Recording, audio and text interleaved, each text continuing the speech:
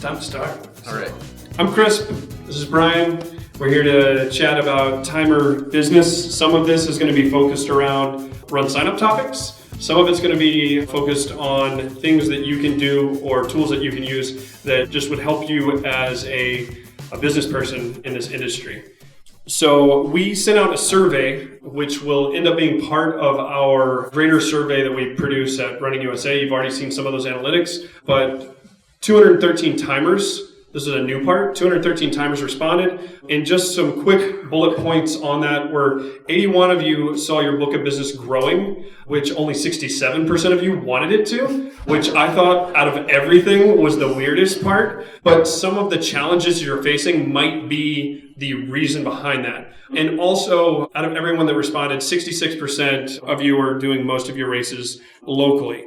So the three biggest challenges that you said you saw, and there were a number, and I'm sure you can't read it from there, but I'll read off some of them. But the biggest one was staff management and training. Lack of time was not too far behind that, and a little bit further down, which was actually positive to see that it wasn't the number one thing, was not making enough money. So we're going to go through some ways that we think, not necessarily we can help you, but you can help yourselves on this. Some of the other things were races wanting more services, competing timers. Of the things that we put out there, we asked you to pick three. These are the ones that won out. So I'm going to talk to you about staff management and training, and then Bryan's going to go into some of the other topics. If you do have questions, just throw your hand up. I think we have an hour to go through this stuff. So if we have time at the end, we can go into deeper dives. I kind of broke this down into three different ways. One being recruitment. Some of you know all about this. Some of you don't. Personally, I think one of your greatest resources, and it doesn't matter where you live, finding good, solid timing help is looking in your STEM teachers in middle school and high schools. These are great people to reach out to, one, because they're tech savvy. Not to say anything against like your art teacher or anyone else, but I mean, your computer science teacher or your chemistry teacher might be a little bit more analytical in the way they approach problems. And so because they're working with kids, parents, and administrators, they're usually pretty good at client-facing services. They can problem solve. Big plus, they usually have weekends and summers off. And as unfortunately we all know, teachers a lot of times aren't paid a ton of money. And so a secondary source of income is something that they're hungry for. So my suggestion here would be creating a one-page document explaining the benefits and expectations so that it's really clear, and then inviting them to volunteer to test things out. Yeah, one other thing that I would point out is that you guys work at events, and you're going to get some not great candidates at doing this, but whether it's on your trailer or around the finish line, just having, if you have positions open, or which generally most people have some interest in having a position open, have a help wanted, sign around your finish line area. Because, if they do some sort of races, again, you might just get a runner that thinks timing is great, and then they realize they have to get up at 4 o'clock in the morning with a lot of equipment around and get yelled at by participants. But there is that's a great advertising opportunity that generally your races shouldn't be bothered by. You're trying to find, and again, if you're just looking for staff, not necessarily timers, because sometimes staffs can grow into timers. You just need somebody to set up and tear down equipment in the beginning. So that's another great opportunity.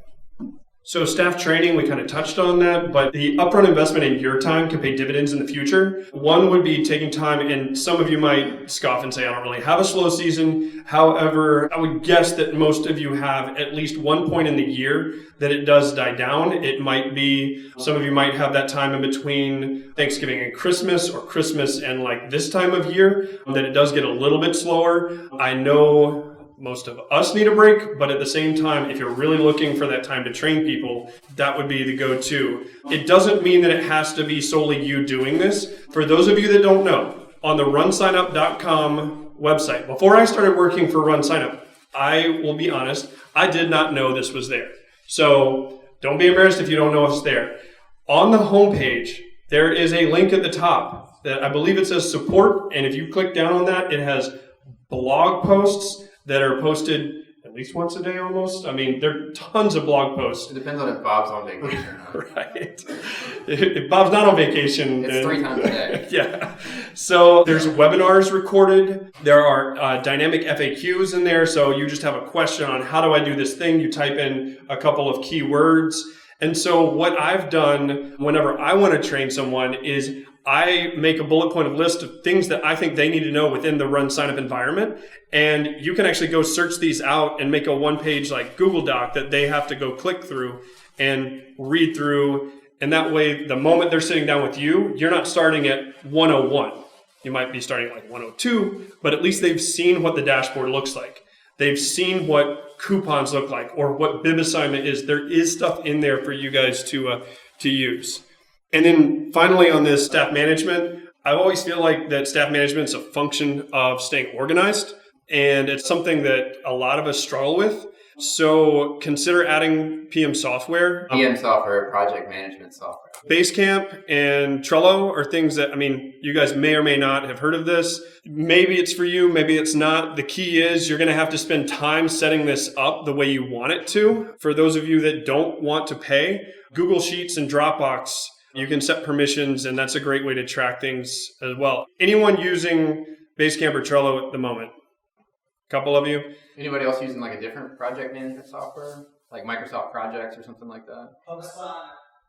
Asana, HubSpot. HubSpot, yeah. Did you say, which one did you say? HubSpot. Okay, HubSpot. Okay. It's free to root.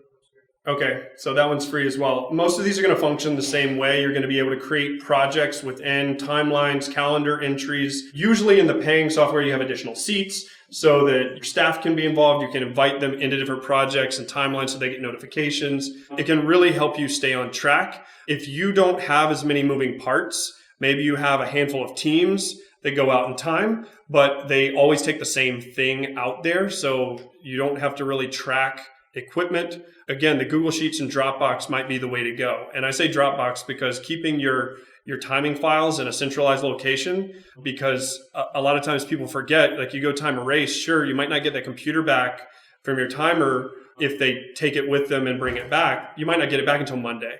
Well, if you don't get it back until Monday and there's timing issues, you have a problem. So you need to get that data pretty quickly. So training them to be able to get that data back. And this is particularly important if you guys are, and a lot of our timers now own races or do event management as well. So for timing, I think it's there are some very complex races, but when you get into event management, there's so many just to-dos, and the ability to automate notifications to yourself and team members who have particular tasks that need to be done on a particular day. There isn't a free software out there. I don't know if anybody's ever tried it. It's Race HQ. Has anybody tried that? Steve, what did you think of it? It seems fine. It doesn't seem to get a lot of traction, but I like the idea behind it. Okay. Yeah, so Race HQ is like Microsoft Projects, but for free. And the idea is that they would make money by referring you to like a metal provider or a bid provider, something like that.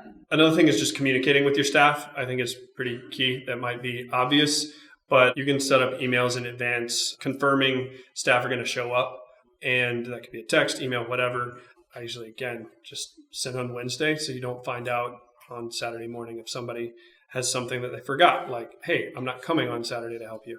So just some pictures. Again, some of you guys haven't played in these environments before. I will say I've used Basecamp before. One of the challenges I had with Basecamp is that, and I don't know the right way of framing this statement, but they don't have T-minus dates. So like I wanted to do everything based off of like time to the event. And instead I had to think through like what the actual date on the calendar was. And so instead of being able to like say, T-minus 3 weeks, I need to order fill in the blank thing and copy that for every 5K that I ever do and just put the event date on. You actually have to put all the dates in. Whether or not that's been updated in the last little bit, I don't know. But if something like that ever rolled out, it would be super helpful for our industry. It's just not the way people do it. But again, you can invite specific people in, set permissions. If you work with like graphics people for t-shirts, in terms of like your shirt, maybe your bibs, you can give them permissions as well and give them task timelines. And so all of this can stack on itself. So again, all of it's kind of centralized in terms of communication, and what's going on. And if those, timelines are going to be met, Trello again. Is there anybody that's using any sort of like inventory management software right now? Like you've got cables, you've got equipment, I actually have a particular timer that each timer is like kind of has their own equipment. And he changed that because he had a particular timer he could not figure out who that was beating the equipment to death. And by making it, timer one team gets the same equipment every single week, he very quickly identified the person that was beating the crap out of his equipment. So I'm not sure, does anybody use any sort of tool for that? Ryan, what do you use? Rental Essentials. Can you repeat that? Rental Essentials. Okay. Yeah, and what we're trying to do is like, when you guys are talking among, timers in particular are more organized and detail oriented. We're trying to like get this going so when you guys meet another timer here, you can ask them about these types of things, because to me, these are like the things that Timer Talk is going to struggle with, because it's you got to ask questions, right? Like it's not just what equipment, it's like what type of business do you do? Obviously, if you do a lot of triathlons, you're going to have a ton more equipment that you've got to check in and check out versus 5K. The next one was time management. And I'm going to let Bryan kind of run on this one. How many of you guys have either a part-time or full-time secondary job, or, full-time job? There you go. So, and that's the number one issue here, right? Is that if this is all that you did as your primary position, and there are some people that they do, but they have a huge book of business as well, so their time is limited as well. So RunSignup services 21,000 races, and truly people-oriented team members is about 25. So it's almost 1,000 person, 1,000 races per person. And so you have to ask the question, well, how in the world do you do that? And the way we do that is through software. So there's a little story, and I wish this person was here, that I could tell you guys about. So does anybody know Matthew Smelter from Competitive Timing? He's a MyLapse timer. So Matthew Smelter is a hilarious guy. If you ever get a chance to talk to him, he'll tell you some funny stories.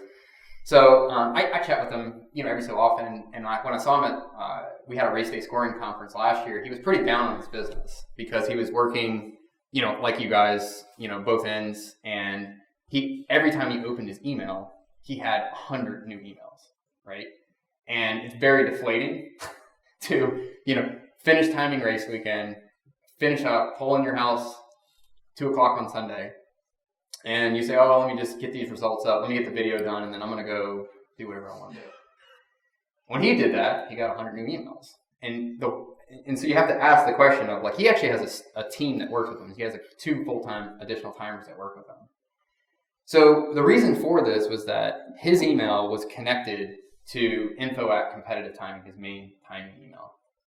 And so there was multiple problems with that. One, he's getting an email that says, oh yeah, sorry, I signed up for the race. I'm a male, I'm not a female. I mean, everybody gets those emails. Well, he was getting that along with the info box. Then he was responding to the email while one of his other team members was responding to the email. So they would get 2 emails. The person would email once and they get 2 emails, right? That's totally inefficient, right? So he's explaining this to me and just like, I don't know what I'm going to do with my business. I said, well, this actually is a fairly solvable problem. And he goes, well, what would you do? I said, okay. We use Freshdesk at RunSignup.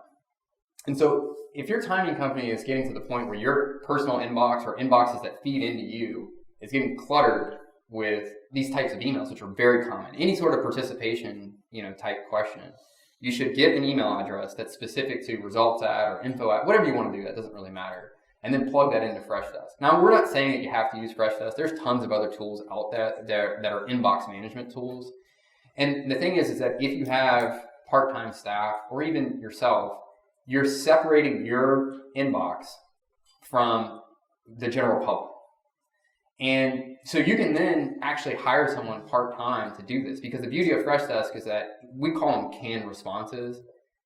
If you think about your business, if we could say 10 emails, if we had to pick only 10 emails that you would write, that would knock out probably 80-90% of the questions that you get, right?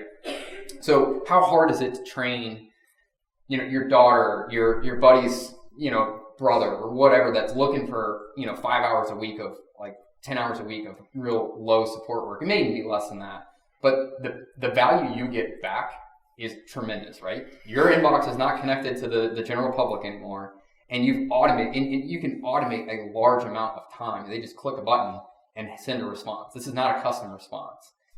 So we would highly encourage you to do that because that's part of how we handle so much of this. And the other thing that we handle from an automation standpoint that I would highly encourage you to do, how many of you guys get emails that say, hey, it's time to renew your race? Hopefully everybody. Believe it or not, that does not come from whoever that came from. That is automated by our system. So one of the other important things to do is, generally speaking, timers renewal rates are 85 to 90 to 95%. And the races that don't come back, 9 times out of 10, the race isn't happening anymore, right? There is that one race that you're glad they're not coming back, right?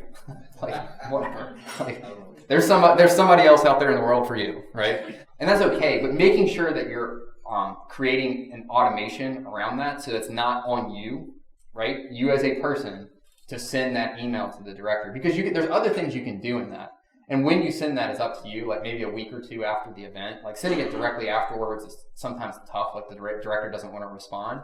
Are you asking them the questions, right? Are you asking them, what do you think about our service? Are you asking them, are there additional services we can provide? You can start to ask these types of questions. Again, and the most important thing to me is automation.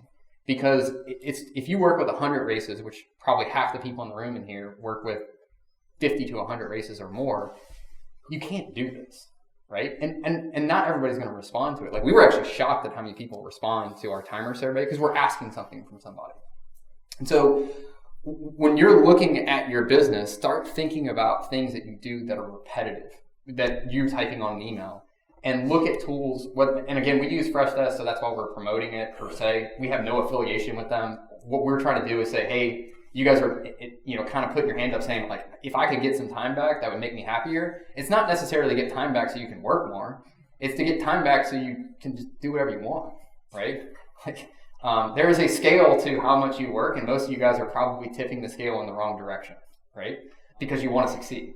The other cool thing about Freshdesk is that they have additional tools that you can kind of connect together. So they have a tool called Fresh Sales as well. And so what's neat about that is a lot of times timers are not particularly focused on business generation because you guys get tons of referrals or people that just reach out to you and say, will you time my race, right? And that's a great problem to have.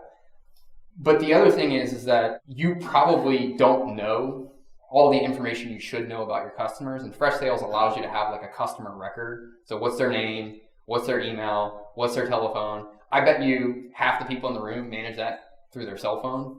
They use the contacts in their cell phones as how to get in contact with their race directors. Believe it or not, if you have 21,000 races, I actually synced my phone on accident one time with my inbox. That actually breaks your iPhone. So using your phone to manage these types of things. And the other thing I would tell you is that I would highly, highly recommend either getting a Google Voice number or use Freshdesk. They have a number on there. Get your cell phone out of your customer's hands. That is extremely important to do. Because if you call my phone number right now, I actually have this bot that checks to see if you're a real person or not. And then if it's like, oh, hey, Matt Avery's calling you, go ahead and redirect that call. But there's tools that you guys need to start looking at because, again, like using cell phones, your personal email and things like that, it makes you unhappy. I'm trying to bring up things that hopefully will allow you to enjoy what you like doing, which is, providing a good service, being a good timer, not babysitting race directors. Because that's a lot of times what we all end up doing because the local PTA 5K, you get a new person every single year. They ask the same questions. So again, can we automate the responses in the 3 weeks leading up to the event? They're going to ask this, I bet you guys put your heads together, we could come up with the exact same questions from the problematic, but thoughtful race director who's trying to do a good job but has no idea what they're doing, right? So these are the types of things that we internally have been doing. And I would say on average, our info@ team handles 600 to 700 emails. And I bet you 500 of them are automatic. You click a button, pick a response, gone. So it's very easy to train someone to do And these are some of just what's on the screen right now. These are some of the canned responses. And some of those may come from us, right? Like if you're getting common questions about that, that may come from our how-tos and things like that. And you can also, if you have multiple people within your company, you can tag specific people for specific tasks. So if you get something in and it's more, maybe you're the timer and you also have an ops person who's in charge of checking in and out equipment, and somebody's asking about rental and availability, you can tag that person in there. You can see if somebody's typing the response like Bryan said, so that you're not duplicating effort, but you can point it at a specific person that needs to be handling this. So they're tasked with it. You can put notes inside and track all those communications. And history too. So you can see if there's been previous responses to that.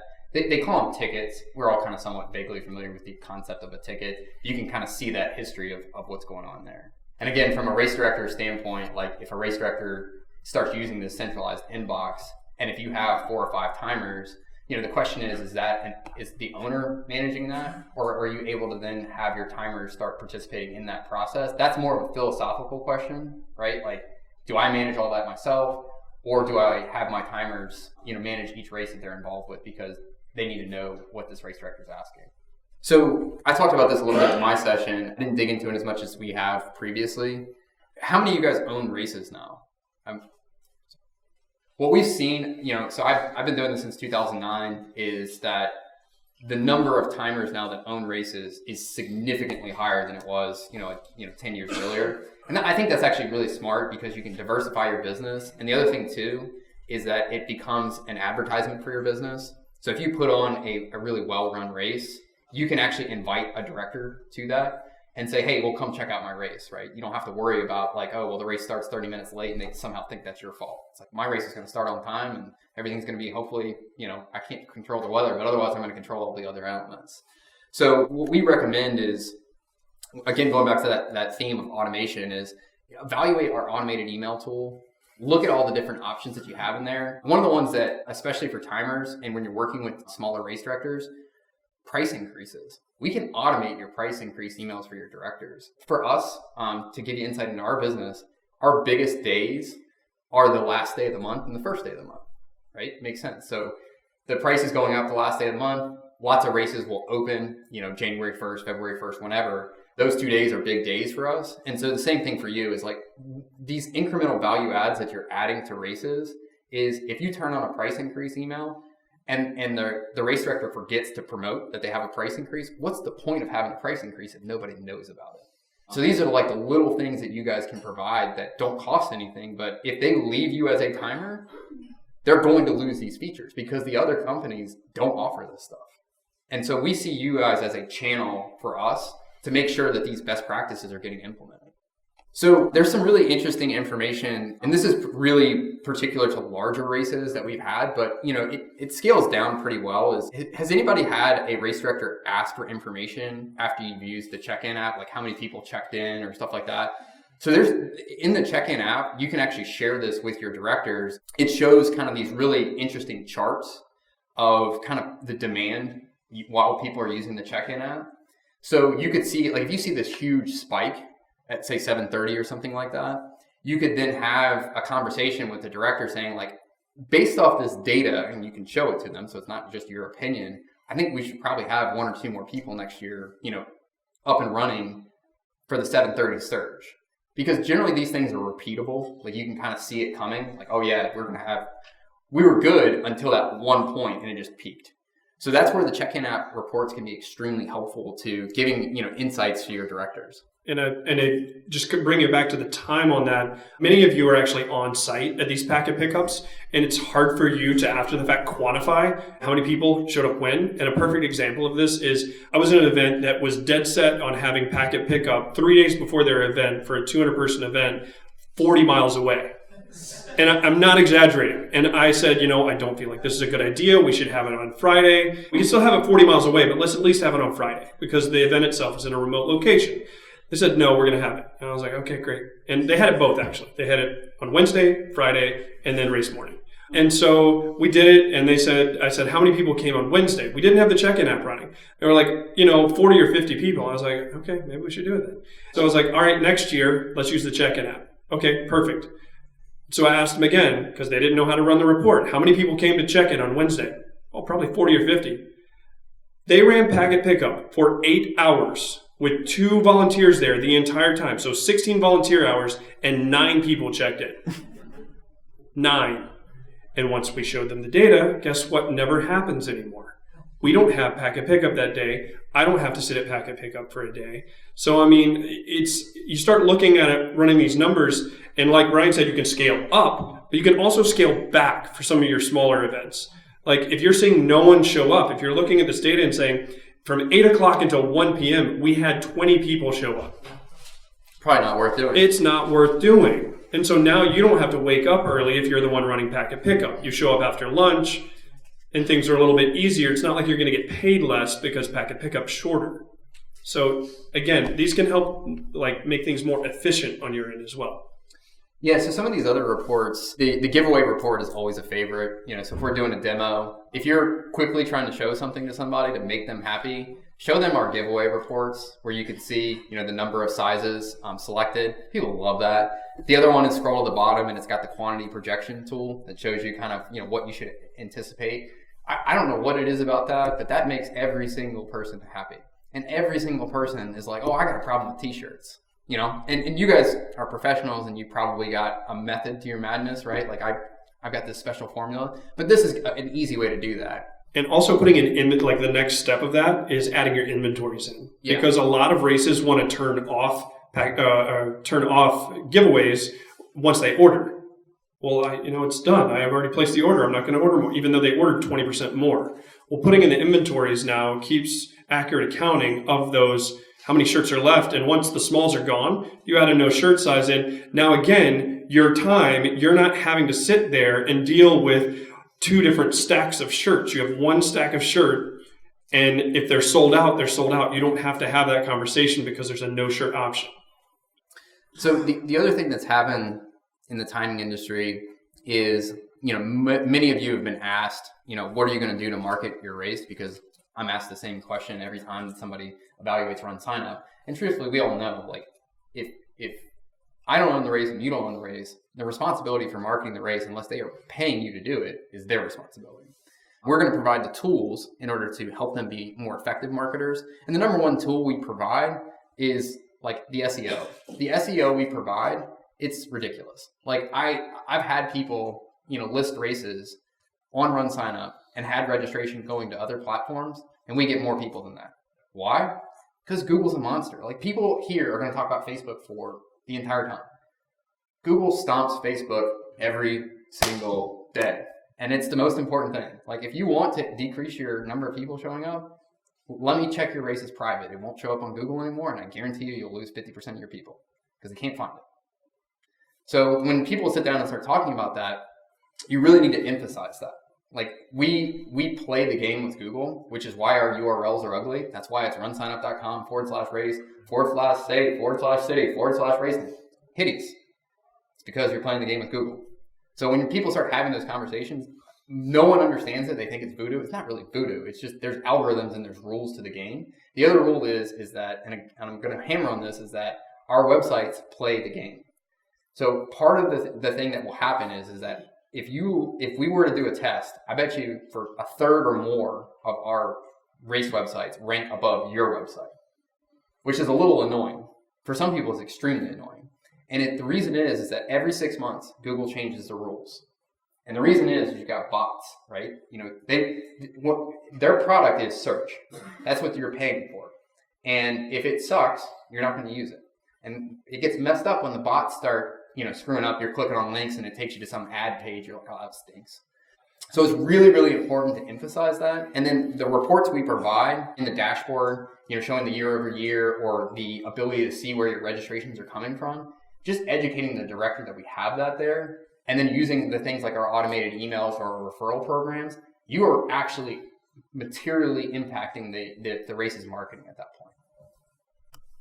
So we try, and this may not be the best idea, Chris. Maybe not. But I was just going to point out, I'm the one that added this one in. And that's just, a lot of you say, I don't have any time, and I get that. But this kind of comes down to maybe better use of your time or better management of your time. Some of these things can get set up well in advance. And so showing up and not having enough time on like Friday morning before packet pickup, well, I don't have enough time on Friday morning to set this stuff up. That's fine. You can set up like Expo mode and the check-in app and things like that before Friday morning. And so you're not calling us frantically saying something's not working and it's because a button got forgotten. And so it wasn't tested because you're running to packet pickup. You don't need to work all the time, but you can do things in advance as well. There is one really slick trick that I usually remind people about. So if you're you're managing a particular race, there's a drop-down menu when you're on the main page of a race. So you click on the dashboard, and what it does, it actually opens up a list of all the races that you're listed as the director. It's your race name, by the way. Yeah, if you click on the race name. If you click on your race name on any page, that's what. So what's neat about this is, let's say I've got 30 minutes to get as much work done as possible, and I want to set the check-in app up for every single race that I direct. If I go into the check-in app and then click on my race name, I set it up for that one. Boom, click the next race name, set it up for that. So you can efficiently get from that. It opens up the check-in app for every single race when you click on that. So you don't have to go look it up and do it again or move races. It's the quickest way to move when you're trying to do a repetitive task of some sort, set up a single coupon code or enable the check-in app or, wherever you want to go. That is the fastest way. That's how, I don't know if you guys have met Herman. Herman's like this tall. Herman is a whiz at doing this stuff. You can give him something you think is going to take 2 hours and he comes back 30 minutes later and he's done with it. And I still cannot figure out how he does it. And he shows me and I still haven't figured it out. But he uses that drop down every single time to get through all your races. It's a great thing to use for series. Finally, on to finances. So we kind of broke this out just because some of it is, how to make more money, but others is how to better manage your money. Many of you are probably partners with RunSignup, so we're sharing, a portion of our processing fees with you for the work and the bringing the business on board for us, and we definitely appreciate that. Just as a reminder, you do have the ability to control, your processing fees. The one trick that I will tell you guys that doesn't come up often, but it does come up, is there is a handful. They typically are clubs run by older people that don't want participants to pay a processing fee, right? It bothers them. So they want to absorb the processing fees. So one of the things that you can do to secure new business or to prove a point is that you can say, hey, I actually get a discount from RunSignup, and I'm going to pass that on to you. I'm not saying you run out the door with that. No. But that is an opportunity that you have, is that you don't have to necessarily make money off the processing fees. You can come back to them and say, well, I understand you're absorbing that, so I'm going to waive my partner fee, and then you just contact us and we'll help you, get your 20% discount removed from that processing fee. And you're saving that race then quite a bit of money because that money's not coming out of their net anymore. Again, this doesn't come up super often, and in general, 98% of races pass on the processing fee. But, when you're negotiating with someone and they're looking for a discount, here's a discount, right? And it's not necessarily having to come out of your timing pricing, because you have to be sensitive to, if you discount your timing pricing, is somebody else going to find out about that discount, right? So this is another way to potentially do that. And are you willing to give up, your $20 or $30 that you might make in partner rev share for that event, or even $100 rev share for that little bit larger event, and versus lose the ability to work with that event, which might be, a couple $1,000 contract. Well, and it's also optics. It looks really, really good to say, I get a discount and I'm passing that on to you. The other one is timer pricing. So timer pricing is a transparent way to negotiate with a race.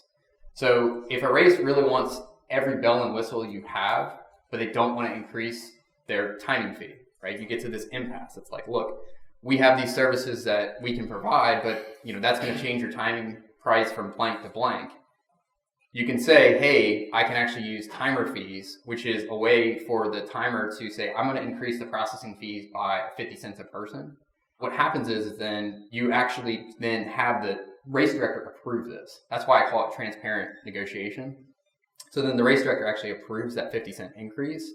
That's something you can actually do inside of your timer dashboard. So it's just, we're not having a ton of people utilize it. Most people are using the partner fees.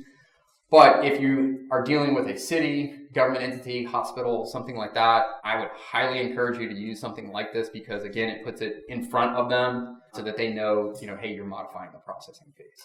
Many of you are likely certified timers. We highly encourage you to, look at RaceJoy as a negotiation tool. For races that are half marathon distance or longer, this is extremely popular. And so it usually is one of these things that once you roll it out, or if another race locally uses it and that director happened to attend, it's even better if they were a spectator at the race, if they didn't even run, like their spouse runs the race, because they see the value. There's nothing more boring than being a spectator at a running race. Like, I ran races for a long time, and I had no idea how boring it was. And then my father-in-law and wife ran a marathon. I'm like, what the hell am I supposed to do for the next 5 hours? So that was my first experience. So then I got on RaceJoy and just started obliterating their phones with cheers. So I had to entertain myself. Yeah. What is it? What is RaceJoy? So RaceJoy is an app that you download, and so it is specifically designed for participants and spectators. RaceJoy was not particularly popular with timers for a long time because they kind of saw it as a competing product. It is not a competing product. Again, going back to being a spectator is really boring. There's absolutely nothing for spectators to do when they're at a running race. So if they download this app and their favorite runner is running with the app, we're using the GPS location of that participant, and they're running along the course, and then the spectator and the runner are getting updates for progress alerts. So every single mile they're getting it. So the course map is the key to this. It has to be an accurate course map. And it's remarkable if there's a decent cell signal and a good course map, how accurate it can be. Like my father-in-law's marathon was 2 seconds apart. So his GPS time and his finish time are 2 seconds apart.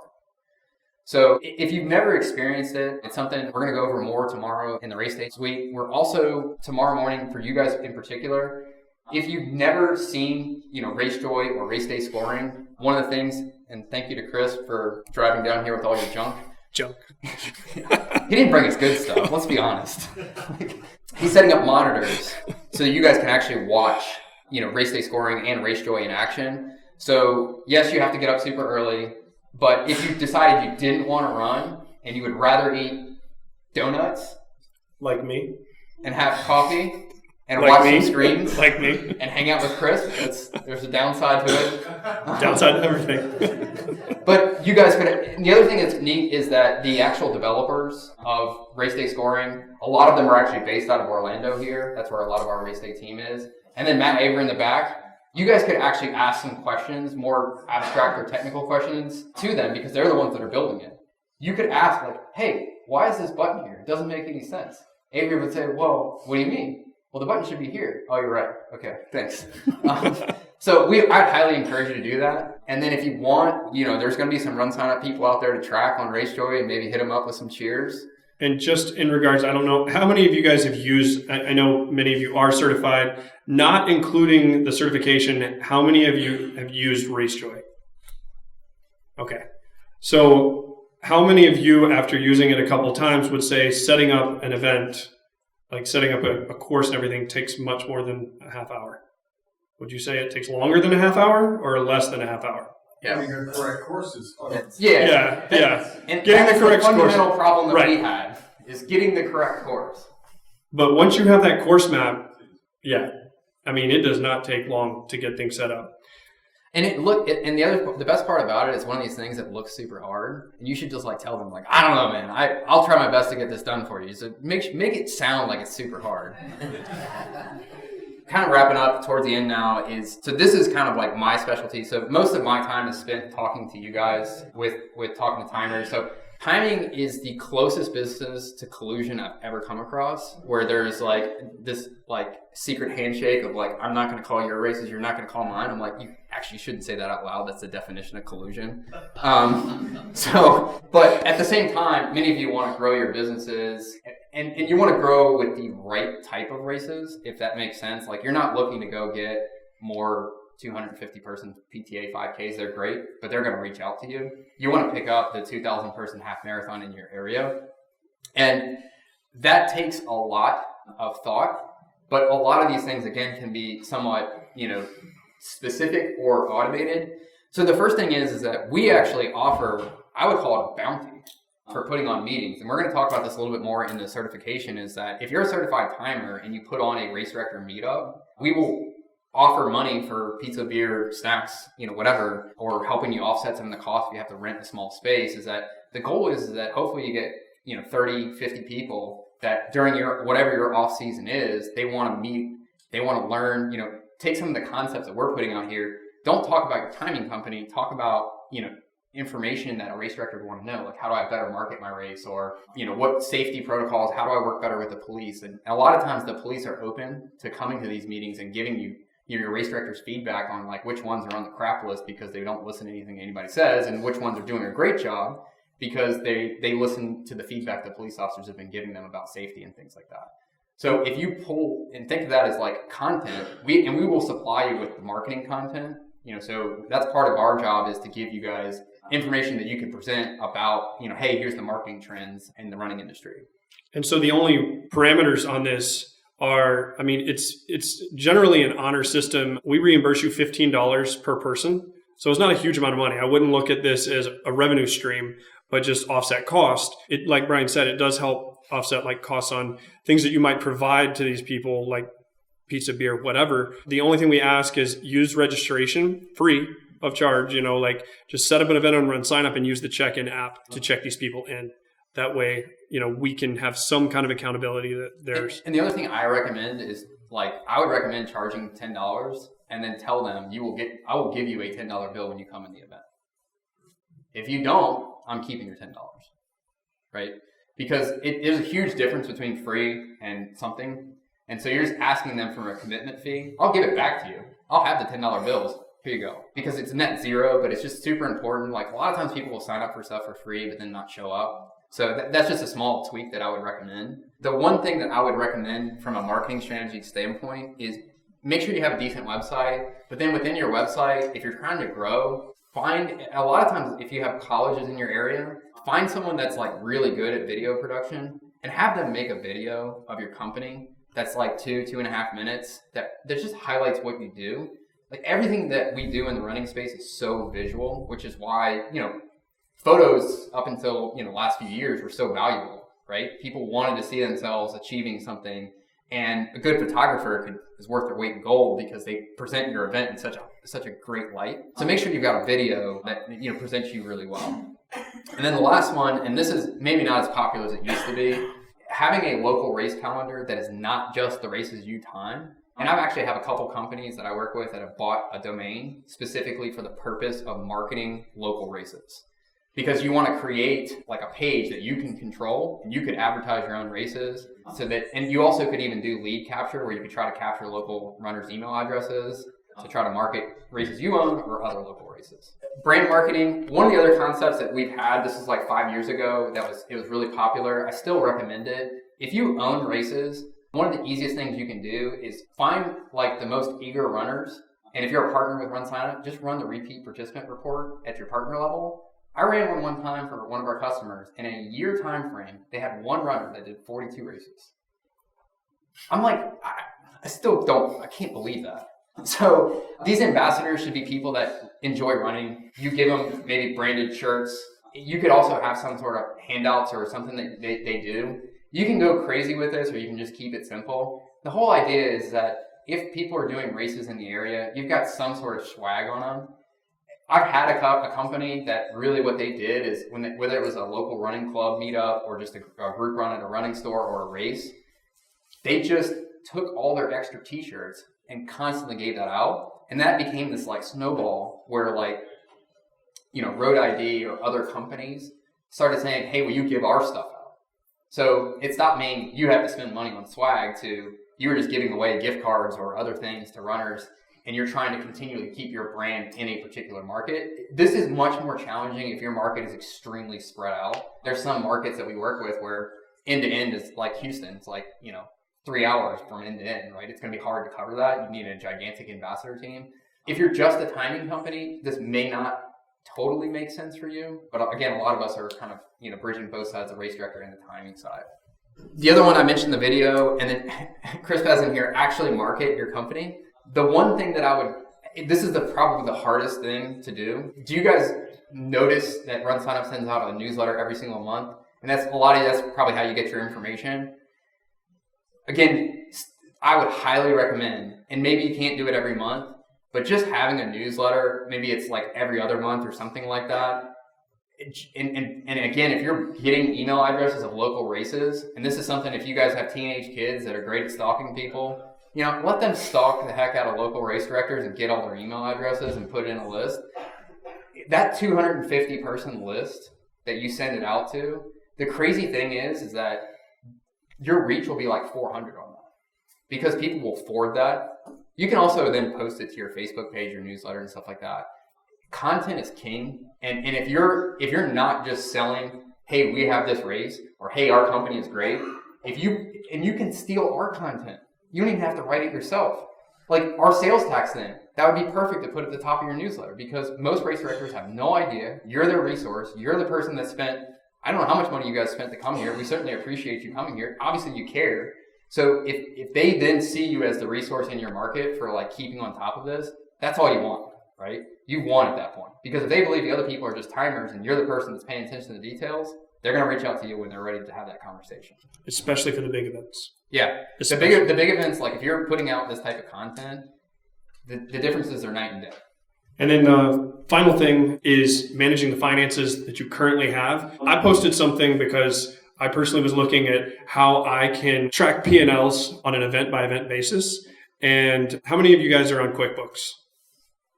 How many of you guys are on QuickBooks Online? Okay. So for those of you that are on QuickBooks Desktop, it's fantastic because you can use as many classes as you want to. So this is a non-issue. But for the 40% of you in here that move over to QuickBooks Online, there's some huge benefits to that. And there are some drawbacks. And one of the drawbacks is for at least the normal priced, what I would assume most of you guys are using, you can only have 40 classes. And if you're running your classes as an event, that limits you to 40 events. And like Bryan said earlier, the likelihood that most of you guys in here are doing 50 or more events a year, this presents a problem. And especially if you're doing event management now, which is getting much more popular, where a city or a hospital will contract you. They technically own the race, but you're operating on their behalf. This type of, the drill down accounting, you're just going to impress the heck out of them. Like if you can actually run that finance report where you can have, line item detail on accounting. And so if you're going to drill down heavily, I would honestly suggest sticking with desktop until the pricing structure of QuickBooks Online for classes, which I'm not talking about like sitting in a class. This is part of this is train on bookkeeping, like actually go in and watch some of their videos. Similar to RunSignup, they have content on learning about this stuff. But I posted in Timers Talk, hey, who's using QuickBooks? Who's using QuickBooks Online? And how are you doing P&Ls per event? And a lot of people wrote me back and said, oh, I'm using QuickBooks Online. I'll talk with you. And I chatted with them. And when I said, hey, I want to be able to do this, I want to look at my profitability by event, magically nobody's doing that. And maybe some of you guys are, but the being able to put like hours spent on a project or bibs for a certain event versus bibs for another event when you purchase them at the same time, or tags or what have you, you can put this in and piece things out and label things as classes and projects. So you can run P&Ls, but you can also, within QuickBooks Online, as far as I can tell right now, projects are a great tool to use for looking at profitability for specific events. And then with that being said, we're going to keep telling you about the demo room, by the way. So there's a demo room. It's kind of around the corner if you haven't been over there. So you just take a right. The bathrooms are there on the left, and it's just around the corner there. Yep, it's pretty much on the opposite side of this, but fairly close. So there's 2 Apple Watch giveaways, and it's super simple. All that we're asking for you to do is actually go through the Expo Mode registration process. And what you're going to do is you're going to basically migrate through the suite. And that is you're going to register on Private Expo Mode. And we've used the fast registration options to trim that down. Then you're going to be now the volunteer. You're going to get a bib with a QR code on it. You're going to find yourself on the check-in app on an iPad mini. And you're going to dynamically assign your bib number with the QR code. Because some of you aren't using dynamic bib assignment. For those of you that are, maybe you don't have QR codes on your bibs yet. For most of your bib vendors, they're charging in between 1.5 to 3 cents per variable field. So for a little tiny price, you can have this, and your fat finger issues of typing in bib numbers gets removed. And then we're going to show you how that interacts with race day scoring, all one after the other. And then you can also do a race joy demo as well. On top of that, like we already talked about, the suite run is tomorrow morning at 6:15, And for those of you that want to run, I get down here at maybe 6 or so. We're going to dynamically assign with these same tools. You're going to go jog. You can use RaceJoy and see how that works as a runner if you want to. Bryan maybe will, as he's out on course, just start heckling you with cheers. If you're lucky. I'm the sweeper, so if I catch you, things are going poorly for you. And I'm not running. I'm just walking in the back, making sure everybody gets back. So.